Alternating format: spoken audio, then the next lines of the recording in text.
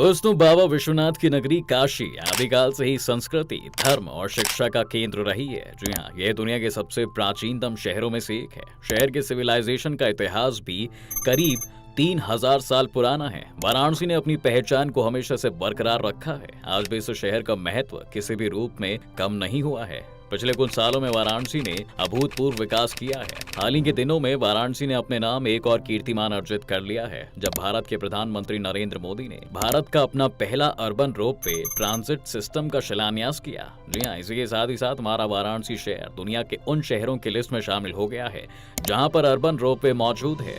दोस्तों, आपको बता दें कि पूरे विश्व में अब तक सिर्फ मेक्सिको और बोलीविया ही ये दो देश हैं जहाँ के मैदानी इलाकों में रोपवे को डेवलप किया गया है। इन दोनों के बाद अब हमारा भारत तीसरा देश होने वाला है जहां के मैदानी रीजन में रोपवे को बनाया जा रहा है।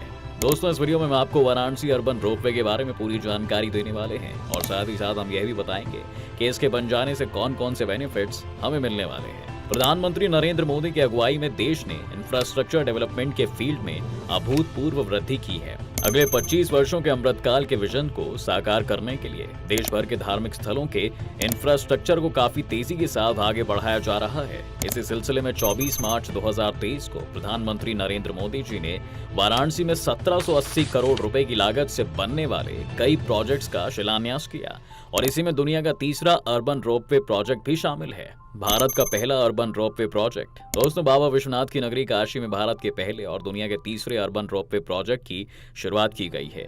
यह urban ropeway project Varanasi Cantt station से काशी विद्यापीठ, रथ यात्रा, गिरिजाघर से होते हुए गोदौलिया चौक तक जाएगा। यह रोपवे 3.85 किलोमीटर लंबा है। इस रोपवे प्रोजेक्ट को बनकर तैयार होने में लगभग 645 करोड़ रुपए खर्च होने वाले हैं। अभी तक कैंट स्टेशन से गोदौलिया चौक तक पहुंचने में 45 मिनट से अधिक का समय लगता है, क्योंकि लोगों को कैंट स्टेशन से बाबा के धाम पहुंचने के लिए संकरी गलियों से गुजरना पड़ता है, जो कि काफी ज्यादा भीड़ भाड़ वाला इलाका है। अधिक भीड़ हो जाने के कारण सड़कों और गलियों में लोगों को लंबे समय तक फंसे रहना पड़ता है। लेकिन इस रोपवे के बन जाने से लोग मात्र 15 मिनट में ही यह दूरी तय कर बाबा विश्वनाथ के मंदिर में पहुंच जाएंगे और साथ ही स्थानीय लोगों को भी इसका बहुत लाभ होगा। वाराणसी अर्बन रोपवे को भविष्य की जरूरतों को ध्यान में रखते हुए डिजाइन किया जा रहा है। दोस्तों, इसमें लोगों को बेसिक सुविधाओं के साथ वर्ल्ड क्लास फैसिलिटी भी उपलब्ध कराई जाएंगी। इस रोपवे सिस्टम में कुल 153 गोंडोला या केबिन कार होंगे। जो इमेज आप देख रहे हैं वह एक केबिन कार का है। जी हाँ, इस केबिन की कैपेसिटी 10 लोगों की है।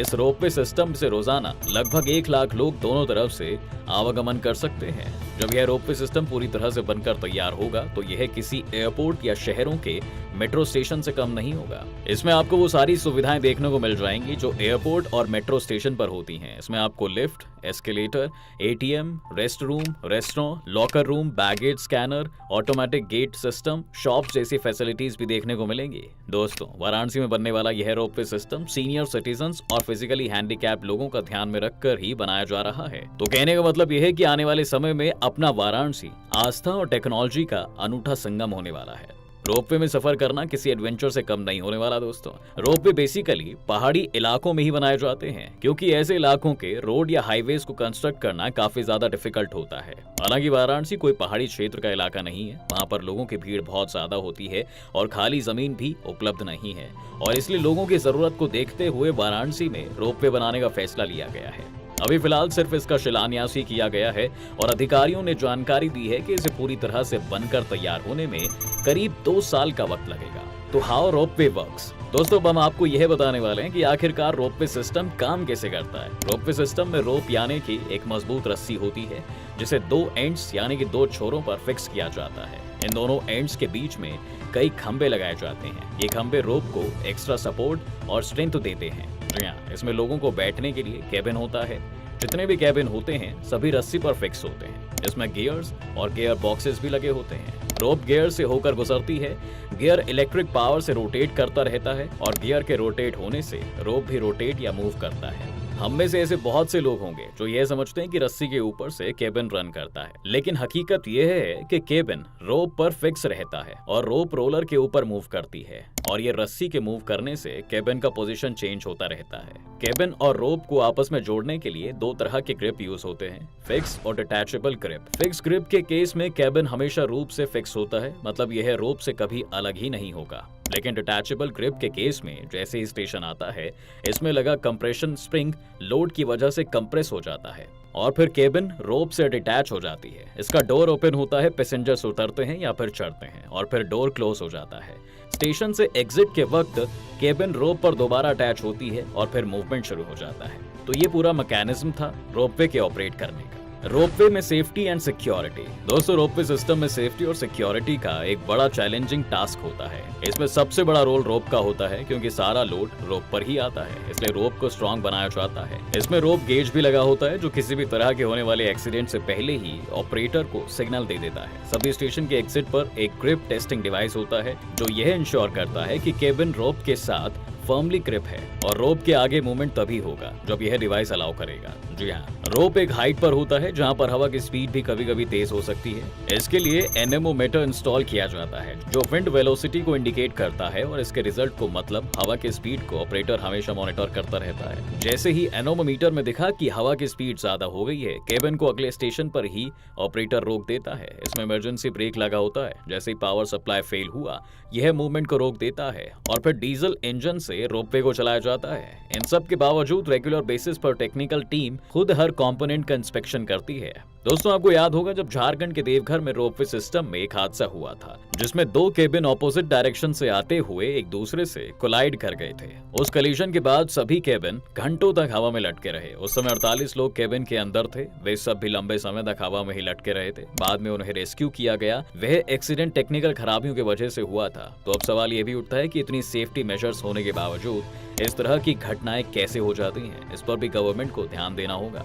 भारत में रोपवे। दोस्तों, रोपवे का विकास धार्मिक स्थल और दूसरे टूरिस्ट प्लेसेस पर किया जाता है क्योंकि ऐसी जगहों पर हर साल लाखों लोग घूमने के लिए आते हैं, जिनसे लोगों को जॉब्स मिलते हैं और देश की इकोनॉमी बूस्ट होती है। भारत में रोपवे 14 राज्यों में है, जिसमें असम, आंध्र प्रदेश, अरुणाचल प्रदेश, गुजरात, राजस्थान, हिमाचल प्रदेश, सिक्किम और दूसरे राज्य शामिल है। रोपवे के होने से लोगों को आवागमन के लिए एक अतिरिक्त विकल्प मिल जाता है और साथ ही रिक्शा, ऑटो गाड़ी के मुकाबले लोगों का ध्यान खींचने में ज्यादा सफल होता है। वाराणसी का टूरिज्म। दोस्तों, वाराणसी में हिंदू, मुस्लिम एवं बौद्ध धर्म के हजारों धार्मिक स्थल हैं, जहां पर हर साल करोड़ों की संख्या में श्रद्धालु और दूसरे लोग आते हैं। वाराणसी से मात्र 10 किलोमीटर की दूरी पर सारनाथ भी है, जहां पर भगवान बुद्ध ने अपना पहला उपदेश दिया था और इसलिए ये बौद्ध धर्मों के लोगों के लिए एक पवित्र स्थान भी है और इसलिए यहाँ पर पूरी दुनिया से बौद्ध लोग हजारों की संख्या में हर साल आते हैं। जैसे कि हमने आपको पहले बताया कि वाराणसी को भगवान शंकर ने खुद बसाया है और शास्त्रों में यह उल्लेख मिलता है कि भगवान शिव हर साल बनारस भी आते हैं, इसलिए वाराणसी हिंदुओं के लिए सैक्रेड प्लेस हो जाता है।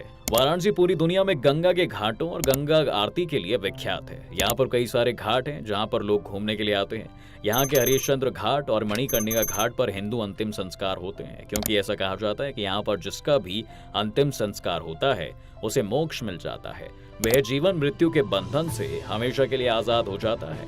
यहाँ पर सैकड़ों मस्जिदों का निर्माण किया गया है, जिसमें सबसे महत्वपूर्ण ज्ञानवापी मस्जिद है जो बाबा विश्वनाथ कॉरिडोर से लोकेटेड है। इसलिए मुस्लिमों के लिए भी वाराणसी इंपॉर्टेंट डेस्टिनेशन है। हर साल देश भर से हजारों मुसलमान यहाँ पर सजदा करने के लिए आते हैं। वाराणसी उत्तर प्रदेश ही नहीं दोस्तों, पूरे भारत के लिए टूरिज्म का एक महत्वपूर्ण सेंटर है और इसलिए यहाँ के इंफ्रास्ट्रक्चर को और भी एडवांस लेवल पर डेवलप करना चाहिए। यहाँ पर सस्ते लॉज और धर्मशाला के साथ ही लग्जरी होटल्स भी होने चाहिए जो विदेशी लोगों को अपने यहाँ लंबे समय तक रोकने के लिए व्यवस्था कर सकें। दोस्तों, वाराणसी और वाराणसी रोपवे सिस्टम से संबंधित इस वीडियो में इतना ही। आगे इसी तरह के इंटरेस्टिंग और इन्फॉर्मेशनल वीडियो पाने के लिए हमारे चैनल को सब्सक्राइब करना ना भूलें और साथ ही बेल आइकॉन को भी जरूर प्रेस कर दें ताकि चैनल से संबंधित सारे नोटिफिकेशन आपको इमीडिएट मिल जाए। आप हमारे फेसबुक पेज को भी लाइक कर सकते हैं, वहां भी आपको बेहतरीन चीजें मिलती रहेंगी। धन्यवाद।